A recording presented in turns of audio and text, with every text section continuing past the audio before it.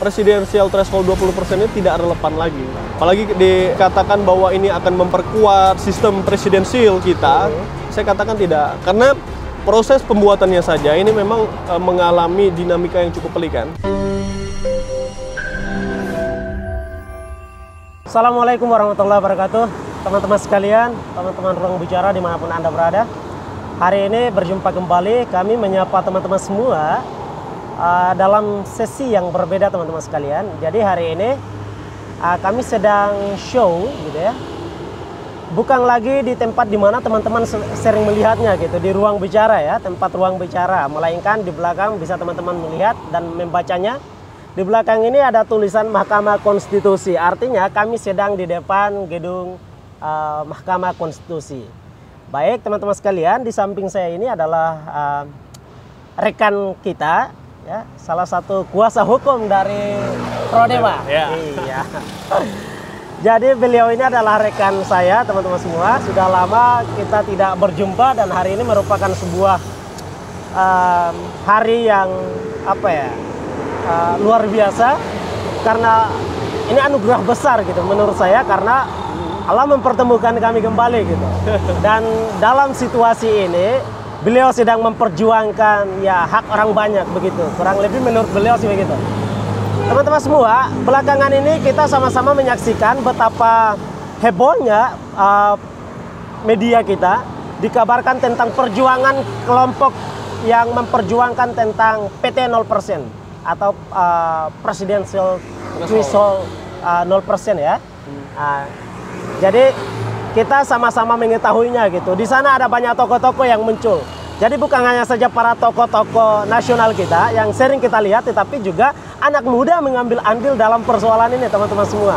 Salah satu diantaranya adalah teman-teman yang kemudian bergabung dalam kelompok atau perhimpunan Prodewa ini ya, gitu ya. Nah, di samping saya ini adalah Rizky Agus Saputra. Oke, teman-teman. Sudah lama tidak berjumpa. Sudah lama tidak berjumpa gitu. Baik, sehat ya? Alhamdulillah. Jadi saya menyapa dengan Bung gitu ya. Bung karena ya. baik. Jadi Bung Rizky, sudah berapa lama melakukan perjuangan bersama dengan teman-teman di dalam Prodewa ini untuk menyampaikan aspirasi yang kemudian ini menyual soal masalah hak orang banyak loh. Betul. Itu sudah berapa lama geraknya? Jadi teman-teman semua, saya mengucapkan terima kasih dulu ya, sudah diundang dalam ruang bicara. Artinya di antara banyak media-media tentunya yang tidak ikut terlibat dalam proses menyiarkan bagaimana perjuangan-perjuangan dari kaula muda untuk mengawal agar demokrasi kita ini. Ya, jadi saya ucapkan terima kasih banyak kepada teman-teman dari ruang bicara yang telah memberikan kesempatan bagi kita semua, khususnya kita sebagai generasi muda, sebagai aktor intelektual yang harus tetap mengawal demokrasi kita. Ya. Karena negara kita ini merupakan negara demokrasi. Artinya siapapun penduduk, siapapun warga negara itu memiliki peran penting untuk mengawal demokrasi. Jadi tidak kita melihat dari latar belakang pendidikannya, dari latar belakang siapakah dia, ataukah tokoh besar atau orang biasa, tidak, bukan di situ. Yang paling penting itu adalah kesadaran kita untuk menjaga keutuhan negara ini. Nah, jadi kalau ditanya sudah berapa lama kami mengawal perjuangan konstitusi ini, tentunya perjuangan ini berawal dari komunikasi-komunikasi seperti inilah, perkumpulan-perkumpulan, kemudian juga dari Prodewa ini mengajak kita untuk terlibat dalam mengawal ini, kemudian dijadikan sebagai kuasanya. Dalam proses ini, teman-teman khususnya Bung Hamis ya, dalam proses ini juga banyak sekali sebenarnya kajian-kajian yang harus kita bedah. Karena judicial review terhadap presidensial threshold 0% ini itu sudah sering dilakukan oleh beberapa tokoh, pakar, kemudian juga pihak-pihak yang ingin maju sebagai presiden. Mereka sudah mengujinya, akan tetapi mental gitu. Nah, bagaimana kalau kita sebagai energi baru ya, sebagai orang yang punya latar belakang pendidikan hukum, yang mengetahui bahwa potensi-potensi besar akan terjadi under legitimasi terhadap demokrasi itu akan terjadi, maka kita sudah suatunya untuk hadir dan terlibat dalam proses itu. Kemudian juga, kenapa kita mengawal ini, rekan-rekan semua? Karena ini akan menutup kemungkinan-kemungkinan terhadap calon-calon potensial. Ya, tokoh-tokoh atau figur-figur yang dirasa layak untuk maju, tetapi mereka tidak punya kendaraan. Gitu. Dan juga ketika kita mengkaji dari regulasi ini, khususnya di pasal 222 tadi, ini seolah-olah diberikan ruang penuh kepada calon-calon, karena logikanya seperti ini, analoginya, kita ini diberikan perahu, kita ini diberikan kapal, kita ini diberikan ruang, tetapi kita ini tidak bisa menggunakan ruang tersebut. Jadi kalau logika sederhananya bahwa 20% itu artinya ada kemungkinan muncul 5 calon. Benar tidak? Kemungkinan muncul 5 calon, tapi di dalam realitas yang ada, itu hanya menghadirkan 2 calon. Dan itu sudah terjadi dalam 2 periode terakhir ini. Bagaimana tidak? Bung sendiri melihat, ketika periode terakhir ini, 2019 kemarin, banyak terjadi huru-hara di mana-mana. Banyak terjadi kejanggalan-kejanggalan, banyak terjadi kontroversi ketika pemilihan. Dan ini yang kita coba amputasi. Baik, berarti gitu ya? Berarti semangat utama teman-teman Pro Dewa ini dalam upaya mengajukan presidensial threshold 0% ini adalah salah satu diantaranya adalah untuk mengantisipasi terjadinya disharmoni. Baik. Dan juga perpecahan antar anak bangsa Jadi untuk mengantisipasi biar tidak lagi ke depannya itu terjadi perpecahan antar anak bangsa gitu ya. Betul. Baik. Baik. Menarik teman-teman semua. Jadi ini mungkin salah satu ya, sebelumnya tadi kita ingin menanyakan soal mengapa semangat teman-teman Pro Dewa ini dalam upaya untuk bagaimana mengajukan PT 0% bersama dengan yang lainnya ini. Rupanya kita temui bahwa semangat mereka adalah untuk mengantisipasi agar tidak lagi terjadi perpecahan antar anak bangsa gitu ya. Sehingga kemudian persatuan bangsa Indonesia itu utuh gitu ya. Benar. Kita juga menyayangkan bahwa semangat untuk melebur perbedaan Indonesia untuk menjadi satu itu sulit loh. Untuk oleh the founding father kita, betul ya. Sulit banget gitu. Yang kesulitan pertamanya adalah yang pertama mengusir dulu para penjajah. Yang kedua kemudian melebur semua semangat spirit menjadi kesatuan itu. Benar. Ya. Semuanya sudah terbentuk menjadi satu kesatuan NKRI, lalu kemudian kita dengan kebebasan yang ada malah menghancurkannya gitu kan. Jadi kebebasan yang kebablasan. Kebablasan. Baik, jadi teman-teman semua itu pertama ya. Yang kedua adalah kita ingin menanyakan gitu. Karena ada tudingan-tudingan nih yang kemudian ini kita coba untuk tanyakan kepada, mumpung kebetulan di sini adalah kuasa hukum daripada Pro Dewa gitu ya. Anak muda, karena ini ada tudingan nih bahwa ini pasti ada yang, kan tentu pasti ada, kita mengetahui hal itu gitu. Begitu ada anak muda yang mencoba untuk berupaya memperjuangkan hak banyak orang bakalan menuding itu pasti ada orang di belakangnya gitu. Nah, apakah kemudian betul tidak teman-teman Pro Dewa dalam gerakannya ini ada tidak yang kemudian menyupport, ada yang menjadi panresinya di belakang, ada nggak kira-kira? Ya, tentunya kalau bicara soal kooptasi gerakan ya, kooptasi atau pengakuan atau klaim dari pihak-pihak luar, itu kita anggap wajar saja ya. Apalagi kita sebagai aktivis, pernah sebagai aktivis mahasiswa kan, kemudian juga aktivis gerakan-gerakan lain, kita mengetahui bahwa setiap apa yang kita lakukan yang bertujuan untuk menegakkan keadilan dan kebenaran, tentunya banyak pihak-pihak yang kemudian hadir, masuk, kemudian juga berupaya untuk merampas daripada tujuan-tujuan yang mulia tersebut kan. Jadi kalau ditanya apakah ada pihak yang menunggu, ya tentu ada.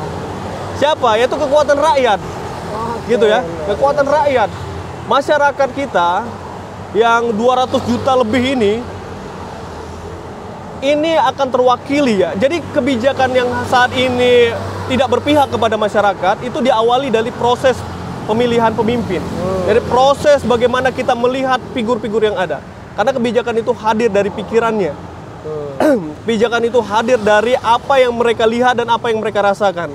Jadi kalau kita melihat pemimpin hari ini tidak berpihak, artinya kita sejak awal itu sudah dikooptasi. Bukan cuma sekedar kooptasi apakah kita diberi uang, tapi pikiran kita ini dikorupsi. Gitu ya, pikiran kita ini dirampas. Kebebasan kita tadinya menjadi kebebasan bersama, itu sudah dirampas. Kenapa? Karena kita tidak lagi punya pilihan, karena kita tidak lagi punya calon alternatif, karena kita tidak lagi melihat siapa yang memang betul-betul layak memimpin Indonesia dengan berbagai macam keanekaragaman pikiran, keanekaragaman agama, dan keanekaragaman manusianya ini kan. Nah itu yang semangat itu yang harus kita terus jaga. Dan juga di dalam teori tentang pemilu ya, dijelaskan bahwa kenapa harus ada periodisasi. Ya, ini berkenaan tentang periodisasi. Kita membatasi periodisasi kepemimpinan kita ini 2 periode saja. Kenapa? Karena akan tumbuh manusia-manusia baru yang memiliki kesempatan untuk memilih yang sebelumnya mereka tidak tahu. Oh, ternyata di Indonesia ini ada pemilihan umum. Sebelumnya mereka tidak tahu. Sekarang ini baru mereka tahu bahwa di Indonesia ini memilih pemimpin itu berdasarkan vote. Maka ada istilah itu one person, kemudian one food, one value. Nah, jadi nilai itu yang harus kita jaga, bahwa suara rakyat itu adalah suara Tuhan. Vox populi vox Dei. Gitu. Vox populi vox Dei. Ya, itu yang paling penting. Baik. Jadi selain daripada tadi adalah untuk menjaga persatuan bangsa. Selain daripada itu apalagi yang patut teman-teman antisipasi biar tidak ada kekacauan yang sama gitu. Jadi selain dari yang tadi ya, selain dari kemudian memecah belah bangsa, apalagi kira-kira? Ya, tentunya ini akan memberikan peluang. Ya, peluang bagi kita semua. Bisa nanti Bung Hamis ingin mencalonkan diri, kemudian mendirikan partai itu lebih mudah. Maka kita mengajukan 0% ini artinya apa? Kita tidak ingin terjadi orang-orang segelintir orang saja yang mengelola demokrasi kita atau disebut dengan oligarki. Kita tidak ingin adanya oligarki. Ya oke lah, mereka bisa merekayasa diri mereka bahwa kita ini berseberangan, tapi faktanya mereka bisa mengambil kedua-duanya. Nah, itu yang kita tidak inginkan, bahwa toko ini memang harus bersih gitu. Dan ada alasan-alasan tertentu, Bung ya. Alasan-alasan tertentu yang disampaikan di beberapa media. Mereka menyampaikan kalau seandainya terlalu banyak calon, ini berpotensi menghabiskan anggaran terlalu banyak, gitu ya. Ya begitu juga ketika kita mendalilkan bahwa ketika hanya ada 2 pasangan calon, maka akan terjadi distrust kembali. Distrust seperti apa? Ketidakpercayaan. Jadi pemimpin itu selain dia punya legalitas konstitusi, dia disahkan oleh KPU, dia juga harus memiliki legitimasi kerakyatan. Jadi legitimasi kerakyatan itu dia tuh dipercaya bahwa rakyat itu betul-betul memilih dia. Gitu. Nah, itu yang kita penting kita harus kita akomodir. Jadi bukan cuma sekedar kita ini memilih lalu ditinggalkan, tapi kita juga merasakan ikut menjadi bagian mengelola negara sebagai penyelenggara negara. Gitu. Baik. Jadi berarti salah satu semangatnya adalah untuk bagaimana menanamkan cita-cita baru dalam benak anak-anak bangsa bawah. Betul. Biar semua orang itu memiliki pikiran yang sama bahwa besok-besok saya mau ingin jadi presiden. Betul. Ya kan? Karena ada anak desa pikiran dan cita-citanya cuma mentoknya untuk jadi polisi, TNI, dokter, paling guru gitu aja tuh. Nggak pernah berpikir ingin jadi presiden. Kenapa? Karena ketika dia berpikir menjadi presiden, maka yang dia pikirkan utamanya adalah dia nggak memiliki kecukupan uang gitu ya. Betul. Baik. Jadi ini mungkin adalah salah satu upaya untuk teman-teman Pro Dewa ini tanamkan gitu ya. Iya. Baik, luar biasa. Jadi dan juga yang perlu saya sampaikan bahwa presidensial threshold 20% ini tidak relevan lagi. Apalagi dikatakan bahwa ini akan memperkuat sistem presidensial kita. Saya katakan tidak, karena proses pembuatannya saja ini memang mengalami dinamika yang cukup pelik kan. Karena ada beberapa partai, misalnya dari sebelum disahkan itu ada Gerindra, kemudian juga ada PKS, ada Demokrat, kemudian juga ada beberapa partai yang walk out ketika pengesahannya. Artinya ini secara tidak langsung kita patut diduga bahwa regulasi ini mengalami cacat formil atau cacat material gitu. Maka ketika kita langsung duduk di depan MK ini, kita ingin menyampaikan kepada masyarakat luas bahwa kita tidak main-main gitu. Kita ini serius mengawal bagaimana di 2024 nanti bukan hanya sekedar memilih calon A, calon B, tapi banyak calon potensial yang akan kita berikan ruang gitu, akan berikan tempat agar kita berikan bagaimana mereka itu menyampaikan pikiran-pikiran dan gagasan-gagasan mereka itu di depan kita semua. Nah, seperti itu. Jadi kenapa pilkada saja bisa sampai 4 calon, 5 calon, kenapa pemilu itu tidak bisa gitu. Nah, gitu sih sebenarnya. Selain itu, saya ingin menanyakan soal masalah kesiapan daripada Prodewa gitu. Ya. Jadi ini dimulai sejak hari apa gitu? Proses pengajuan yudisial review soal PT 0% ini. Ya. Jadi kalau dikatakan sejak kapan, itu sejak 2 pekan yang lalu ya, kita ajukan, tetapi sekarang ini masih dalam proses juga. Karena kita memerlukan bukti-bukti yang kuat sehingga permohonan kita ini tidak ditolak kembali gitu, atau tidak dianggap batal gitu, atau ya itu tadi ditolak oleh Mahkamah Konstitusi. Makanya perlu kita menyiapkan data-data, menyiapkan argumentasi khusus gitu kan, supaya kita sebagai prinsipal bukan cuma sekedar sebagai kuasa ya, tapi juga sebagai prinsipal yang punya hak yang sama di mata hukum. Karena hukum itu, tujuan dari hukum itu menciptakan keadilan dan kepastian kan. Maka kita sebagai generasi muda ini harus berpikir visioner, Bung. Berpikir visioner apa? Ya jangan sampai ke depan, gara-gara kita tidak bergerak hari ini, ke depan kita tidak bisa mencalonkan diri sebagai presiden. Nah itu yang sebenarnya harus kita kuatkan lagi. Sehingga bisa dikatakan bahwa gerakan hari ini hanya sebagai pemantik. Oke, baik. Ya. Oke, sekarang saya mau menanyakan soal masalah keyakinan. Saya yakin apa sih teman-teman dari Prodewa ini dalam upaya untuk mengajukan PT 0% ini? Gitu. Jadi saya yakin apakah kemudian akan diterima ataukah tidak gitu. Ya tentunya segala sesuatu itu kan harus diawali dengan keyakinan itu. Betul ya? Jadi mulai dari langkah pertama kita masuk ke gedung Mahkamah Konstitusi ini, keyakinan itu sudah ada. Terlepas nanti dari hakim MK itu punya pandangan lain, punya persepsi lain terhadap regulasi ini, yaitu kebijakan mereka, itu keputusan mereka. Tetapi upaya-upaya yang kita lakukan ini tentunya sudah mengakomodir semua upaya gitu. Jadi kalau ada orang yang mengatakan harusnya begini, kita sudah lakukan. Harusnya begitu, kita sudah lakukan juga. Jadi semua ruang-ruang kecil yang berpotensi untuk membatalkan atau ditolaknya gugatan kita ini atau permohonan kita ini sudah kita sterilkan, gitu Bu. Gitu. Baik. 13 kali kurang lebih seperti itu ya. 13 kali mengalami penolakan. Betul. Dan gagal gitu ya. Dan itu bukan orang-orang kacangan gitu ya. Betul. Orang-orang yang kemudian paham soal masalah hukum, orang-orang yang paham soal masalah bagaimana beracara di dalam Mahkamah Konstitusi. Benar, gitu ya. betul. Dan mereka paham betul soal masalah isi daripada gugatan mereka gitu. Tapi mentok gitu. Gugatan mereka kemudian mengalami jalan yang sama gitu. Dalam perjuangan ini teman-teman bakalan mengalami jalan yang sepi, ya. Karena di sini tidak ada satupun media yang kemudian akan datang menyoroti perjuangan teman-teman semua gitu. Betul.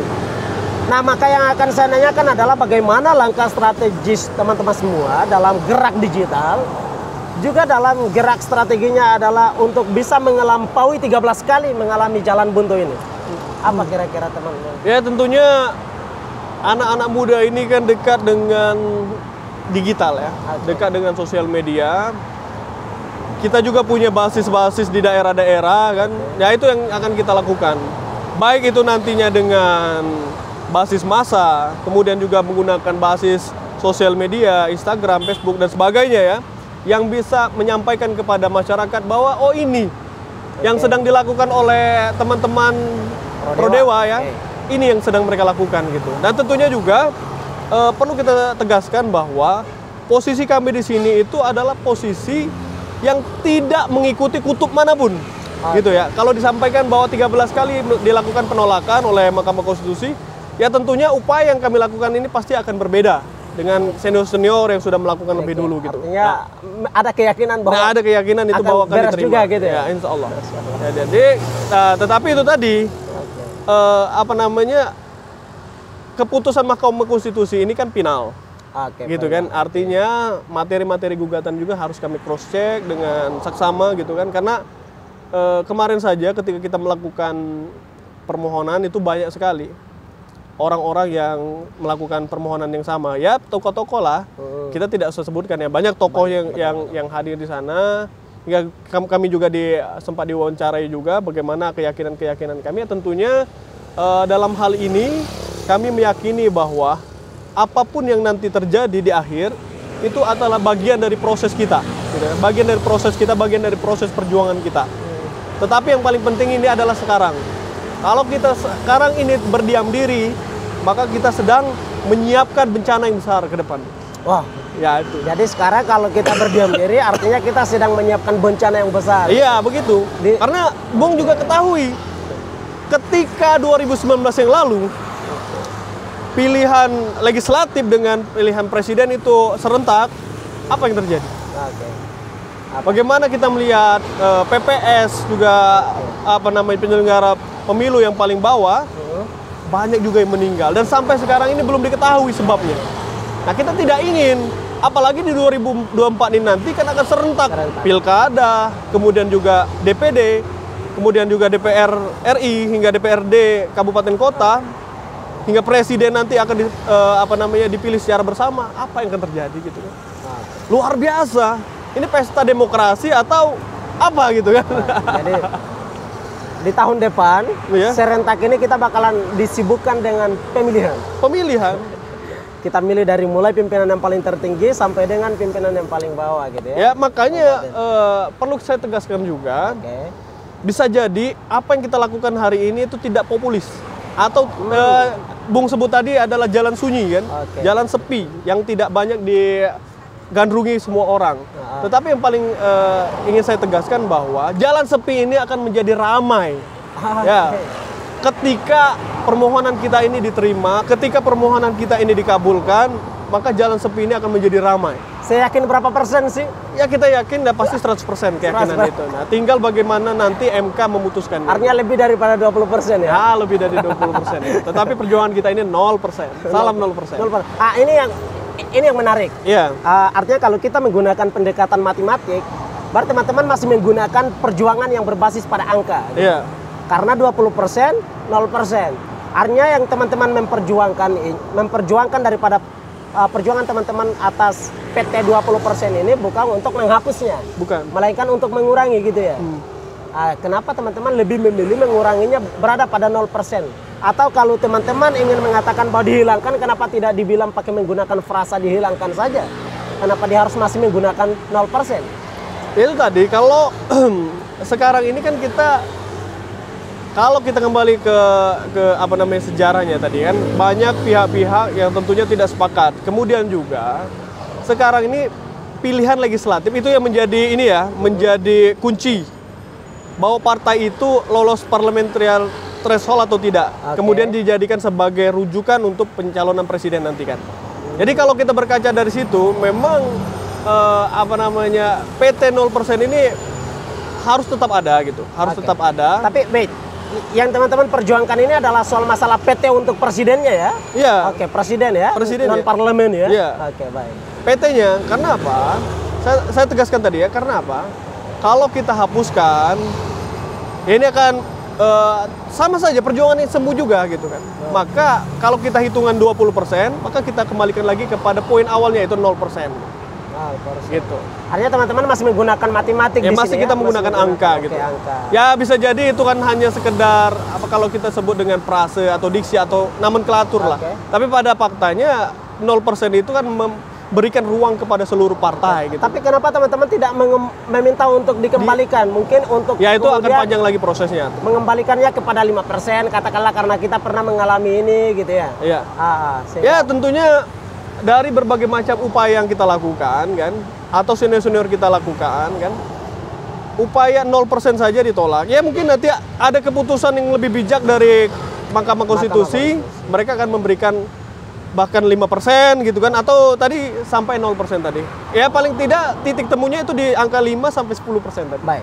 Bicara soal masalah PT 0%, PT 20% ini kita bakalan menemukannya pada pasal 222 ya, 222. Undang-Undang nomor 7 tahun 2017 ya, soal masalah pemilu. Kita menemukan PT 20% ini di sana gitu. Tapi ketika kita merujuk lagi kepada yang paling teratas, yakni adalah Undang-Undang 1945, di sana kita bakalan menemukannya pada pasal 6A gitu ya, ayat 2-nya. Itu di sana tidak menyebutkan soal masalah PT 20% ataupun berapa persen di sana. Jadi bukan undang-undang aja, undang-undang dasar. Undang-undang dasar ya, undang-undang dasar 1945 gitu.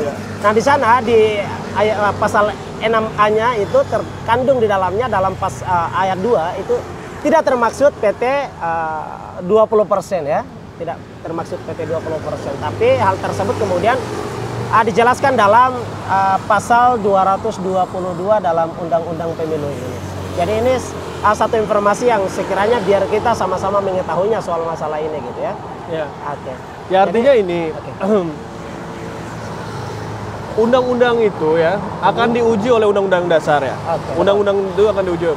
Maka yang kita jadikan sebagai bahan ujinya itu adalah pasal terkait tadi, pasal yang Bung sebutkan tadi 6A tadi, ya bahwa setiap kita ya, setiap warga negara itu punya hak yang sama. Kemudian juga kita ini berhak memilih dan dipilih. Dan menariknya begini, Bung. Demokrasi kita ini memang demokrasi yang saya katakan demokrasi campuran ya. Saya katakan demokrasi campuran. Karena setiap anak bangsa, Bung katakan tadi ya, orang desa, orang kota, atau orang pinggiran, dia punya cita-cita untuk jadi presiden.